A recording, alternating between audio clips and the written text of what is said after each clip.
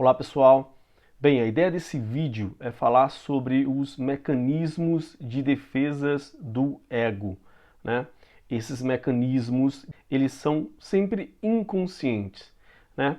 Antes de falar, né, exatamente sobre os mecanismos, né, seria interessante relembrar que ali na segunda tópica freudiana existem três instâncias, né? Três instâncias importantíssimas para, digamos assim, compreender o funcionamento do aparelho psíquico, né? Então você tem o id, o ego e o superego, né? O id seria aquela instância onde você tem as moções, né, os impulsos, né, os desejos mais primitivos, né, mais íntimos do sujeito. O superego seria aquela instância onde você tem a ética, a moral, as leis, as normas sociais, né? O conjunto de diretrizes morais, éticas que regem a convivência coletiva em sociedade, né? E o ego, ou eu, seria justamente o resultado, a síntese entre essas instâncias, né? Então, o sujeito, o ego, o eu, ele precisa lidar tanto com o id, né, essa instância onde tem as moções, né, dos desejos, dos impulsos, né, mais primitivos, quanto as leis sociais. E além disso, a própria realidade, né? Então, o ego, ele está entre tanto o id quanto o superego, quanto a própria realidade externa, e ele precisa se manter integrado, né? Para se manter integrado, o ego lança mão dos mecanismos de defesas, né?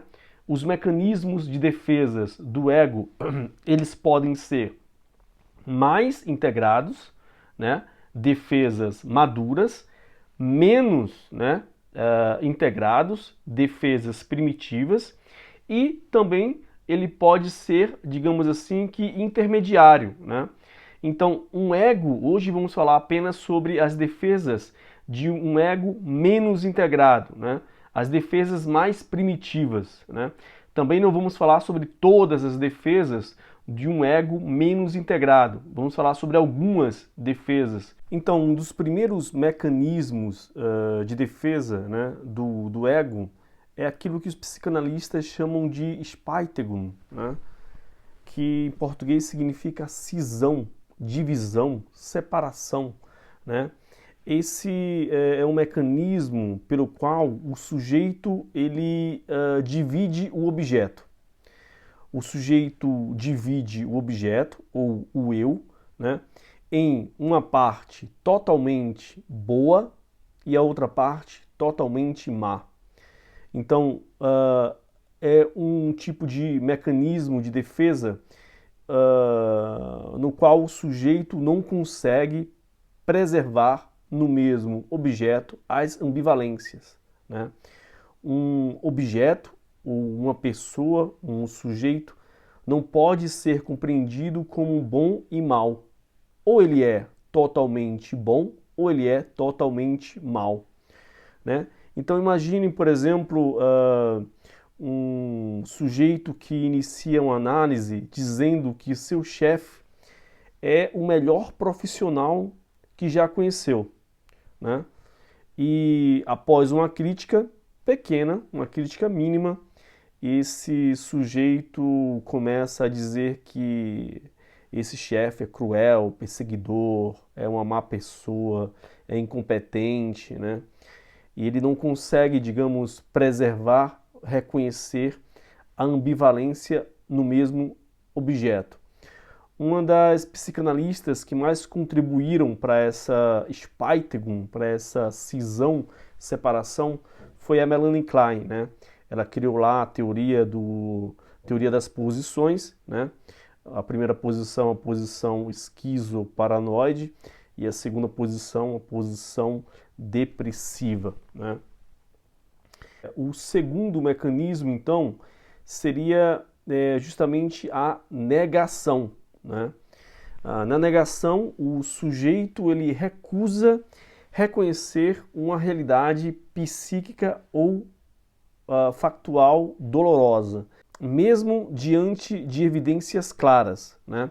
Então, imaginem, por exemplo, um homem de 45 anos que tem um diagnóstico médico, né, de uma doença grave, né, mas continua afirmando que os exames eles estão errados, que ele não acredita naquele médico e que não sente absolutamente nada e mantém uma vida rotineira como se nada tivesse acontecido, né? Nesse mecanismo de defesa, o sujeito precisa desmentir, precisa negar totalmente a realidade, né? Para preservar, de certa forma, um equilíbrio psíquico, né? O terceiro mecanismo de defesa, então, seria a idealização, né? A idealização, ela é uma atribuição exagerada, né, de qualidades positivas a um objeto, né, direcionada a um objeto externo, né, a uma figura ou a uma ideia, a uma pessoa. Frequentemente, essa idealização ela é uma defesa contra angústias, né? Angústias de perda, né? Dependência ou desamparo. E, como eu disse, a defesa ela é inconsciente. Então, imagine uma pessoa, né, que inicia um relacionamento e descreve o seu parceiro ou a sua parceira como perfeito, sem defeitos, né? Diferente de todos os outros seres humanos, né? E que quando ele percebe um sinal de defeito, né, ele ou ela ignora esses sinais claros, né, negligência, agressividade, né, qualquer sinal que poderia ser algo negativo na relação. Então, o quarto mecanismo de defesa seria a projeção, né? A projeção ela é uma atribuição, né, a um objeto exterior de impulsos, desejos ou afetos próprios que não são reconhecidos e que, portanto, são vividos como inaceitáveis, né?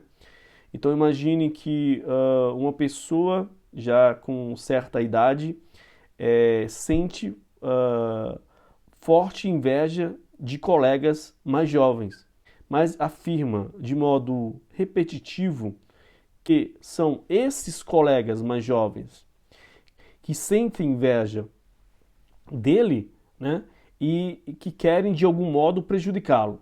A projeção, portanto, seria um afeto intolerável, né, interno, intolerável e expulso do eu, né, direcionado ou localizado em outro objeto externo, né? O quinto e último mecanismo de defesa do nosso vídeo, não é o último que existe, existem diversos, né, mecanismos de defesas, né? Aqui nós estamos falando apenas sobre 5 mecanismos de defesas, né? Então o quinto é a introjeção. Na introjeção há uma incorporação psíquica de características, né, normas ou vozes de objetos relevantes, significativos na vida do sujeito, né, os pais, né, os cuidadores, né, figuras de autoridade, né? E esses objetos são introjetados no sujeito. Então, imagine, por exemplo, uma mulher que relata uma autocrítica constante, dura e punitiva, né? E após alguns anos de análise, ela percebe que essa voz interna, né, reproduz exatamente o tom e as frases de sua mãe ou do seu pai, né? Ou de alguém que ela atribuiu autoridade durante a infância, né? Também é interessante perceber que esse mecanismo de introjeção ele é muito típico também na clínica, né, em pessoas com depressão, né? Ah, no sentido de que o depressivo ele enxerga uma característica negativa em um objeto, né, fora, e ele se identifica com essa característica, né? E introjeta essa característica para ele mesmo como se essa característica fosse dele, né? Também é muito típico em ah, pessoas com depressão. Então, por hoje é isso. Hoje a ideia então foi falar sobre os mecanismos, alguns mecanismos de defesas, né? Ah, em um ego menos integrado, então são defesas primitivas, né? E também não são todas as defesas de um ego menos integrado, não são todas as defesas primitivas, são apenas algumas defesas primitivas que eu resolvi escolher e apresentar brevemente para vocês. É isso então, até a próxima.